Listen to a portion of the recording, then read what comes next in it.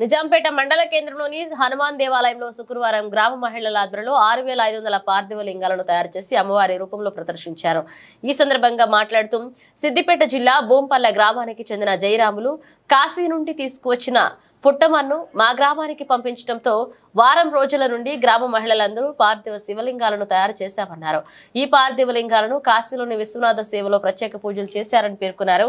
ఈ కార్యక్రమానికి విజయవంతం చేసిన ప్రతి ఒక్కరికి కృతజ్ఞతలు తెలియజేశారు.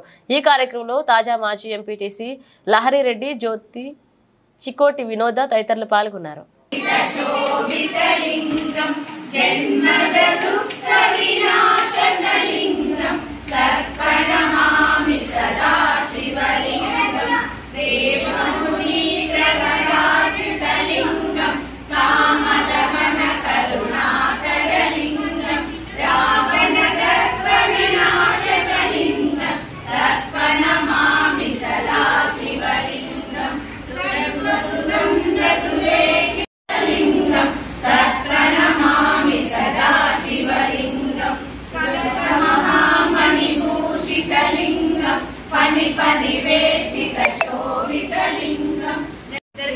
ధన్యవాదాలు. ఉమా పార్థివ లింగాలు చేయడానికి మన దగ్గరికి ప్రతి ఒక్క గ్రామానికి కూడా కాశీ నుండి మనకి పుట్టమండి వారు పంపిస్తున్నారు. పుట్టమండి తీసుకొచ్చి మాకు ఇచ్చినందుకు ధన్యవాదాలు అందరికీ కూడా.